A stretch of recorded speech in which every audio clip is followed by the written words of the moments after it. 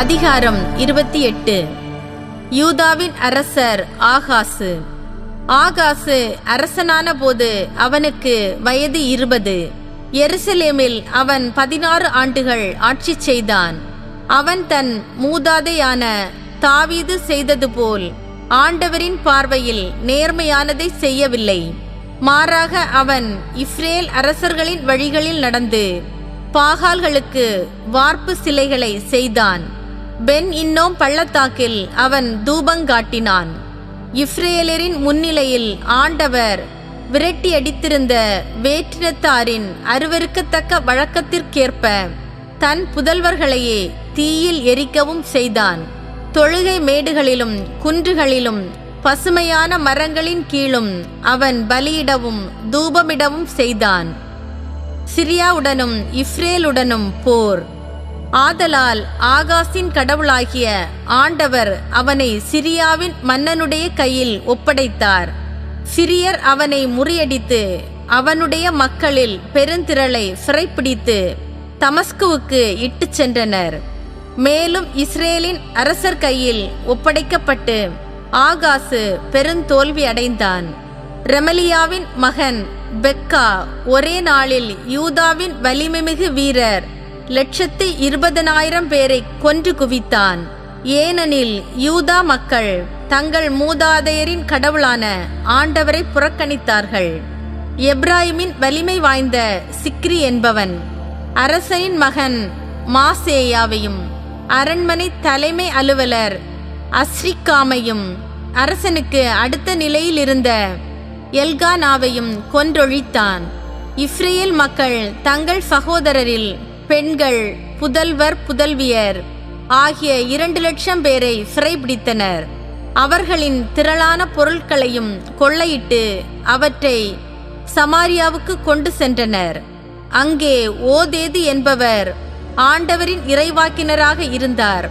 சமாரியாவுக்குள் வந்திருந்த போர் படைக்கு முன் அவர் சென்று அவர்களை நோக்கி, இதோ உங்கள் மூதாதையர்களின் கடவுளான ஆண்டவர் யூதாவின் மேல் சினங்கொண்டு அவர்களை உங்களது கையில் ஒப்படைத்தார். நீங்களோ அவர்களை வெஞ்சினத்தோடு கொன்றீர்கள். அச்சினம் வான் மட்டும் எட்டியுள்ளது.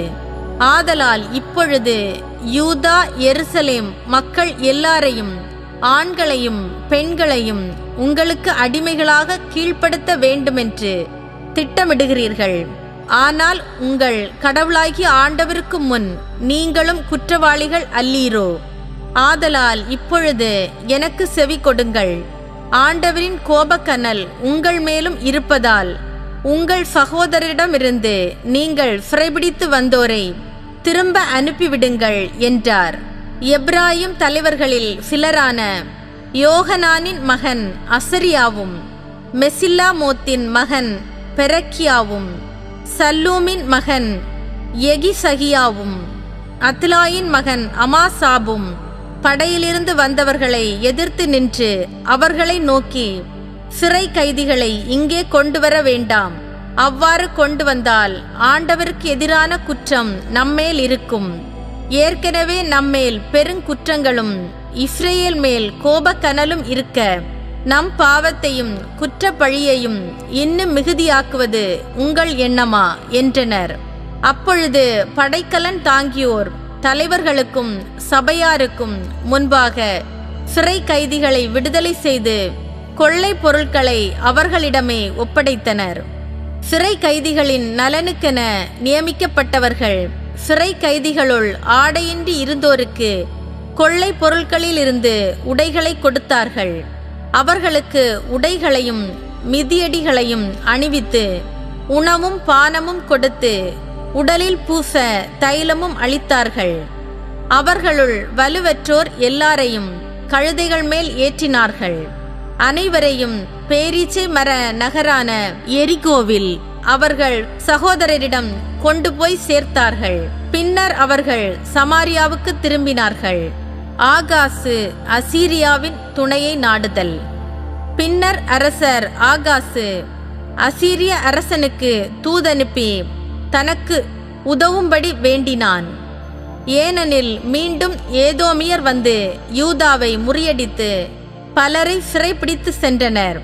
பெலிஸ்தியர் யூதாவின் சமவெளி நகர்களுக்கும் தென் பகுதிக்கும் எதிராக எழுந்து பெத்சமேசு, ஐயலோன், கெதரோத்து ஆகியவற்றையும், சோக்கோவையும் அதன் சிற்றூர்களையும், திம்னாவையும் அதன் சிற்றூர்களையும், கிம்சோவையும் அதன் சிற்றூர்களையும் கைப்பற்றி அங்கே குடியேறினர். அரசர் ஆகாசு யூதாவின் ஒழுக்கத்தை சீர்குலைத்ததாலும் ஆண்டவருக்கு நம்பிக்கை துரோகம் செய்ததாலும் ஆண்டவர் யூதாவை சிறுமைப்படுத்தினார். பின்னர் அசீரிய மன்னன் தில்கத் பில்நேசர் அவனுக்கு உதவி செய்யாமல் நெருக்கடியையே உண்டாக்கினான். ஆகாசு ஆண்டவரின் இல்லத்திலும் அரண்மனையிலும் தலைவர்களிடமும் இருந்த செல்வத்தை எடுத்து அசீரிய மன்னனுக்கு அளித்திருந்தும் அதனால் ஒரு பயனும் கிட்டவில்லை. ஆகாசின் இறப்பு. இந்த அரசர் ஆகாசு தனது நெருக்கடியிலும் ஆண்டவருக்கு மேலும் துரோகம் செய்தான். தன்னை தோற்கடித்த தமஸ்குவின் தெய்வங்களுக்கு பலி செலுத்தினான். சிறிய மன்னர்களின் தெய்வங்கள் அம்மன்னர்களுக்கு துணை செய்கின்றன. எனக்கும் அவை துணை செய்யுமாறு அவற்றிற்கு பலி செலுத்துவேன் என்று சொல்லிக் கொண்டான். ஆனால் அவனது செயல் அவனுக்கும் இஸ்ரேலர் எல்லாருக்கும் அழிவையே தேடித்தந்தது. ஆகாசு கடவுளின் இல்லத்தில் இருந்த கலன்களை ஒன்று திரட்டி அவற்றை நொறுக்கினான். பின்னர் ஆண்டவரது இல்லத்தின் கதவுகளை மூடிவிட்டு எருசலேமின் எல்லா மூலைகளிலும் பலிபீடங்களை எழுப்பினான்.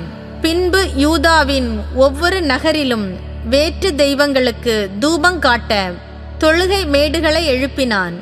இது அவனுடைய மூதாதையரின் கடவுளாம் ஆண்டவருக்கு சினமூட்டியது.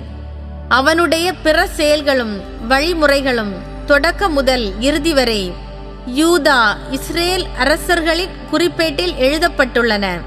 ஆகாசு தன் மூதாதையருடன் துயில் கொண்டான். அவனை இஸ்ரேல் அரசர்களின் கல்லறைக்கு எடுத்துச் செல்லாமல் எருசலேம் நகரில் அடக்கம் செய்தனர். அவனுடைய மகன் எசேக்கியா அவனுக்கு பின் அரசரானார்.